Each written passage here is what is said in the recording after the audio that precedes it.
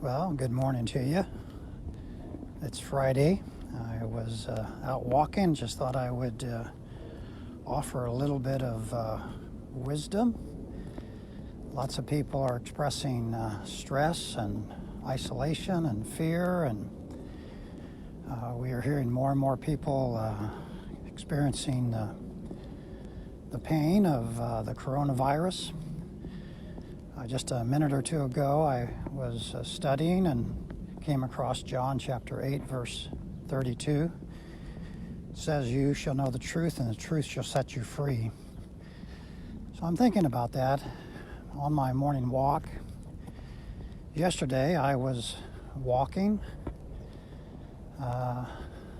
with someone, keeping a good distance from each other. And that individual made the comment that he gets distracted a lot. His mind is taken away from the truth and gets focused on things that somehow capture him and cause him to stray. And he asked me, how come? Why is it that I get so busy or I get distracted and I focus on things that seem to be less important? And I said, well, I have the same problem too. And I said, that's part of life. All of us go through life and we have things that we're frustrated by or that we worry about, or a loved one. Take, for example, Nathan and Megan.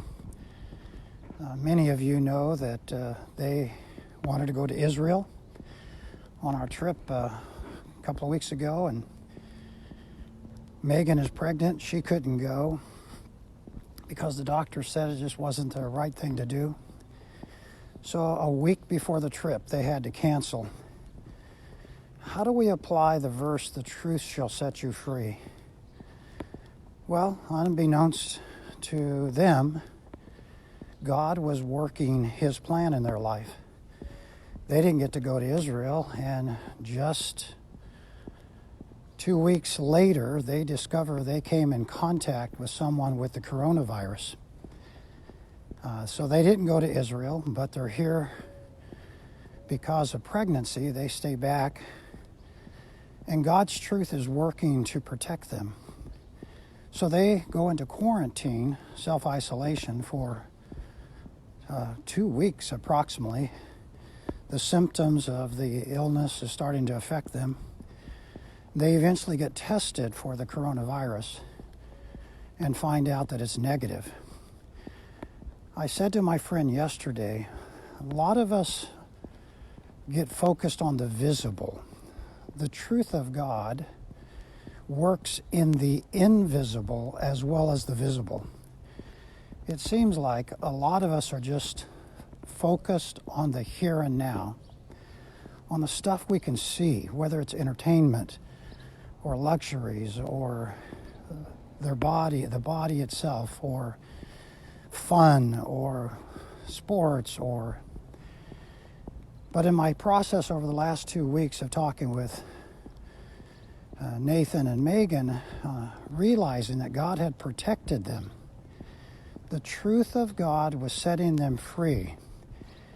God did not want them to go to Israel. There was something that was going to happen in their life, and God wanted to protect them. So I said to my friend yesterday, who I was walking with, how do we deal with all of these distractions? How does the truth set us free when I have all these distractions? And I gave one suggestion, and it's the same simple suggestion that Jesus gives. And that simply is, do good. Do good. Create a list every day of the ways that you're going to do good, glorify God, honor him. It could be simply right now in the isolation period, send out a text message. Make a list of people that are hurting. Send a text message to Evelyn. Her husband, Mike, died of the coronavirus last week. Send a text message to Megan and Nathan, and tell them you're praying for them as they deal with the baby and the challenges of the coronavirus. Although they don't have it, they still struggle with symptoms, but they're getting better. Make a list of the things that are good, not the things that are less important, but purpose throughout your day to find ways to honor God. The truth will set you free when we focus on that which is good, not evil. Just remember in the Old Testament, the Bible makes it very clear. They meant it for evil.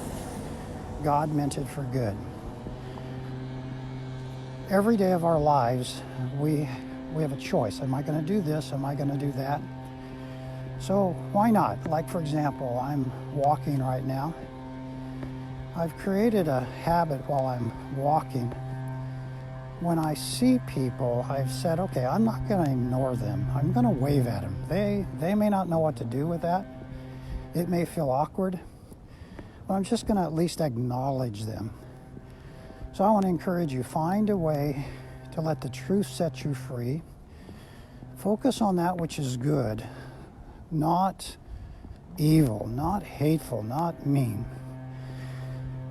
Each one of us needs to also could pray for each other. I'd ask for you to pray for me, pray for my family, pray for the church, pray for the staff. Every day we have the privilege of helping people. Our church helped yesterday, or 2 days ago, a family that's homeless. The family homeless with a 16-year-old son. They're living out of a van, and our church was able to help them in a meaningful way. On the very same day, our church gave to a single mom some cash.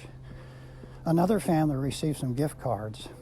There's another family that texted me and said, hey, they wanted to give some gift cards to the church. So they've given the gift cards to the church, and we're passing the gift cards out. I texted another family and asked for donations of bottles of water. You understand that in the coronavirus, hydrating, drinking lots and lots of water is just an outstanding way to protect yourself and protect others. You could just do the good thing of handing out bottles of water. We live our lives and get so busy on insignificant. Find good ways to live in the truth, and the truth will set you free. Every day is a new day. John chapter 8, verse 32. You shall know the truth, and the truth shall set you free. So blessings on you. I'm going to close. Talk to you later. Bye-bye.